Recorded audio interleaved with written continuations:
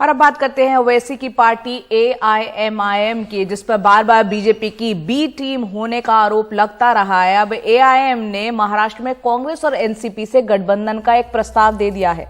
NCP नेता और महाराष्ट्र के मंत्री राजेश टोपे से मुलाकात के बाद एआईएमआईएम सांसद इम्तियाज जलील ने कहा कि उन्होंने बातचीत में गठबंधन का ये प्रस्ताव दिया है।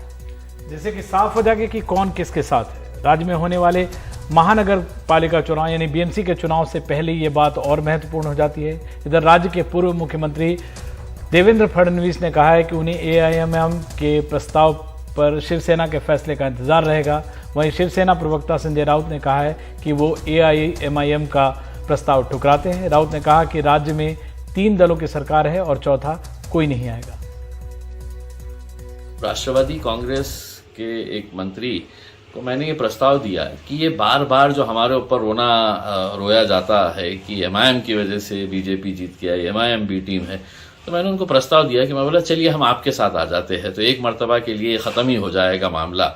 हम आपकी जो महाराष्ट्र में कांग्रेस है, एनसीपी है, हम उनके साथ आते हैं, लेकिन मुझे मालूम है कि वो आ नहीं सकेंगे क्योंकि उनके साथ शिवसेना है और शिवसेना किसी सूरत के अंदर एमआईएम को लेना नहीं चाहेगी। तो अगले बार ये बोलना इनका पूरी तरह से बंद हो जाएगा। वैसे भी ये सारे लोग एक ही है और एमआईएम अगर इनके साथ जुड़ता है तो कोई हमको फर्क नहीं पड़ता। इसका कारण लोगों का विश्वास मोदी जी पर है। लोग मोदी जी को देखकर हमको वोट करते हैं, हमारे काम को देखकर वोट करते हैं। ये सारे साथ में आ जाए तो भी फर्क नहीं पड़ता। अब इतना ही देखना है कि शिवसेना और एमआईएम किस प्रकार से साथ में आते हैं। मुझे लगता है वैसे भी शिवसेना ने अजान स्पर्धा शुरू कर दी है, जनाब बाला साहब ठाकरे कहना शुरू कर दिया है, तो शायद आ भी सकते। बात ऐसी है, महाराष्ट्र में 3 पार्टी की सरकार है, शिवसेना, कांग्रेस और राष्ट्रवादी कांग्रेस पार्टी। चौथा उसमें कोई नहीं आएगा, 3 ही रहेंगे। दूसरी बात है एमआईएम औरंगजेब के सामने घुटने टेकने वाली, उनके कब्र के सामने घुटने टेकने वाली जो पार्टी है, उनके साथ हमारा कैसा अलायंस होगा? आप सोच भी कैसे सकते हो? ये सोचना भी गलत है, ये सोचना एक बीमारी है। और दूसरी बात, एमआईएम और उनके नेता और बीजेपी के साथ एक सीक्रेट अलायंस है। यूपी में आपने देखा होगा, तो जो ऑलरेडी बीजेपी के साथ सीक्रेट अलायंस में है, उनके साथ हम दूर से ही उनको नमस्कार करते हैं। अगले कुछ महीनों में महाराष्ट्र के कई जिलों में होने वाले महानगर पालिका चुनावों से पहले अब एक नया सियासी भूचाल देखने मिल रहा है।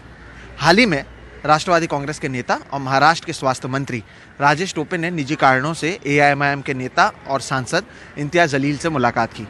उसके बाद इम्तियाज जलील ने मीडिया कर्मियों से बात करते हुए ये बताया कि क्योंकि एआईएमआईएम पर लगातार ये आरोप लगता रहा है, वो भले उत्तर प्रदेश चुनाव हो, इससे पहले महाराष्ट्र में जो चुनाव हुए थे, बार बार आरोप लगता रहा है कि एआईएमआईएम की वजह से बीजेपी को फ़ायदा होता है, एआईएमआईएम को बीजेपी की बी टीम कही जाती है। और इस सब चीज़ों को देखते उन्होंने कहा कि उनकी ओर से एक प्रस्ताव दिया गया है कि एआईएमआईएम को गठबंधन में शामिल किया जाए, ताकि ये समझ में आए कि कौन बी टीम है, कौन नहीं है।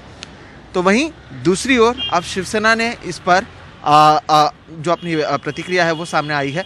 संजय राउत ने बात किया है। उन्होंने कहा है कि जो औरंगजेब को अपना आदर्श मानते हैं, हम उनके साथ में नहीं जा सकते हैं। महाविकास आघाड़ी सरकार में जो 3 पार्टियां वही रहेंगी, चौथी पार्टी नहीं आएगी। साथ ही साथ उत्तर प्रदेश चुनाव के बाद भी शिवसेना की ओर से लगातार मुखपत्र के जरिए एआईएमआईएम पर भी हार का ठीकरा फोड़ा गया था समाजवादी पार्टी का, और कहा गया था कि उसकी वजह से किस तरह से फ़ायदा हुआ है। महाराष्ट्र की अगर बात करें तो 2019 में लोकसभा चुनाव हुए थे। 48 सीटों में से भले ही एआईएमआईएम को एक ही सीट पर जीत मिली थी, तो वहीं दूसरी ओर एआईएमआईएम की वजह से कई जगहों पर कांग्रेस और एनसीपी को नुकसान झेलना पड़ा था। उन्हें केवल 5 सीटों पर ही जीत मिली थी। तो इसलिए भी कहीं ना कहीं एआईएमआईएम को लगातार बी टीम कहा जा रहा है। और इस सबके बीच जो देवेंद्र फडणवीस हैं वो शिवसेना को घेरने की कोशिश कर रहे हैं। महाराष्ट्र में शिवसेना लगातार कहती आई है कि जो हिंदुत्व है वो उनका मुद्दा है। फडणवीस का कहना है या बीजेपी का ये मानना है कि हिंदुत्व उनका मुद्दा है, और इसलिए जो एआईएमआईएम की ओर से प्रस्ताव आया है उस पर फडणवीस ने कहीं ना कहीं कहा है कि हो सकता है कि आगे जाके बाला साहेब ठाकरे को जनाब बाला साहेब ठाकरे कहना पड़े। तो हिंदुत्व पर उनकी ओर से सवाल उठाया गया है, लेकिन इसमें यह देखना होगा कि कांग्रेस और एनसीपी की ओर से क्या बयान आता है। ये इसलिए भी ज़रूरी है क्योंकि जो नुकसान अब तक हुआ है, आप उत्तर प्रदेश चुनाव देख लें, 2019 में जो महाराष्ट्र के लोकसभा चुनाव हुए थे वो भी आप देख लें, तो नुकसान उठाना पड़ा है कांग्रेस और एनसीपी को, क्योंकि जो वोट है वो इनका ही बढ़ जाता है, जिसकी वजह से बीजेपी को फायदा होता है। तो उनकी ओर से क्या कुछ कहा जाता है ये देखना अहम होगा।